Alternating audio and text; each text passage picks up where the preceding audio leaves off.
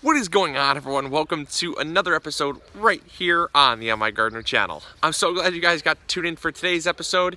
And you'll notice I didn't say it was an exciting episode, and that's because it's not very exciting because of the news that I have. So I'm out here in my orchard today. As you can see, we've actually been mulching it. This is a project that's been ongoing, and we'll bring you all along for it, don't you worry. I just did most of this in my free time when it was freezing cold and raining, so it wasn't very fun to bring a camera out. Plus, my camera's not waterproof, so it was misting rain the whole time. So, but you will be brought along for the remulching project. But the real reason why I'm out here today is to talk about something that I think really should be talked about, and something that could have been easily prevented. That you know, I didn't take the time to do, and I paid dearly for it. And I want to just share with all of you what that little oopsie was, because it is very easily preventable on a home scale. In a big scale, there's not really much you can do, but on a home scale, there's a lot you can do. And that's about protecting your trees through winter. And when it comes to not necessarily the tree, you see the mulch will greatly reduce the threat of your root die-off in the winter when it gets too cold. The mulch is a wonderful insulator, especially if it's 4 or 5 inches thick. But when it comes to the tips of trees, there's a fair amount of issues that can happen. The first is frostbite. So just like you and I can get frostbite, the tips of trees, the newly formed buds, the very young tips can get frostbite. As you can see here, that is frostbite there. Frostbite will basically kill off the tips, and all of our tips, because we had a record cold winter, we had a lot of frostbite on a lot of our limbs here. You'll see another one here. There's another one, oopsie. And you can see just the lifeless color to it until you get to the older wood that's a little more lively and kind of like reddish brownish green color. But most of the tips on our peach trees actually had some frostbite. And you know, peaches are not the most cold hardy crop that you can be planting here in Michigan. They're kind of a little temperamental. And so we're lucky that they didn't have more damage. Another thing that we really got absolutely killed on this year was fruit production. We're going to lose about 98%, maybe 99% of our fruit this year, because the flowering buds, all died off, with the exception of just a few. I'm seeing so little on here that I actually have to hunt to find them. On this tree here, we have maybe one fruiting bud, maybe one, if that. I can't even find it. I saw it around here somewhere, but there's not many. And then on this tree here, this Red Haven peach, has 2 up here, 3 up here. You can see right there. You can see by the fact that they're now pink, they're ready to blossom out. And you might be wondering, well, what happened? What happened to all the others? Well, they formed, but they formed during the winter. And you'll see here all these little, focus on that.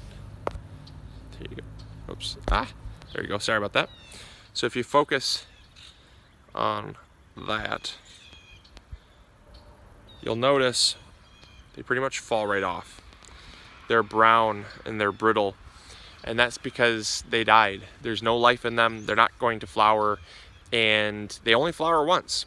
And that means that when the flowers form, if they die during the winter when it's too cold, you don't get fruit that year. And that's just unfortunate. It's something that happens. It's the reality, but it is preventable. I'm so mad I did not do anything about it. I should have done something about it, but you never really know how cold a winter is going to be until it arrives. And what I should have done is I should have wrapped these with burlap. I should have done it. I told myself I should have done it. And then I waited and I waited and I waited, and it came and went, and we paid dearly for it. So lesson learned, a real hard lesson learned. We won't have the peaches that we had last year. Last year we had about 100 pounds of peaches on these 3 trees, and that was incredible. I mean, that was just absolutely incredible how much production we had from our peach trees. But again, we're not going to have that this year. It'll probably be a year where we might get 6-10 peaches. It'll be just a treat year. That's okay. We learn from our mistakes.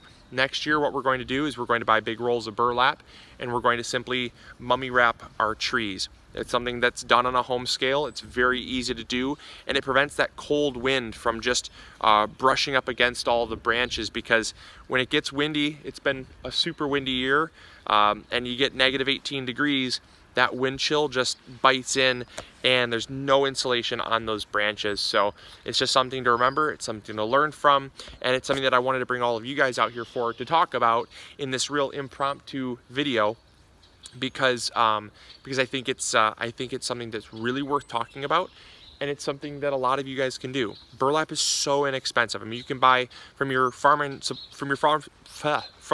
supply store. You can actually get it for, it's about $20 for a huge roll of it, and $20 for a roll would totally do all of our trees there. The other thing I want to show you is our apple and pear trees. So another lesson learned is that apple and pear trees are very hardy because they don't produce their buds that winter. Apple and pear trees, they actually bud shortly after. And one thing that I always thought is that they all kind of fruited about the same. I thought pear and apple trees would produce their flower buds during the winter to prepare for the next flowering season. However, it's not true. Apples and pears produce their flowers after they produce their foliage. So they're going to produce the foliage first and then the flowers.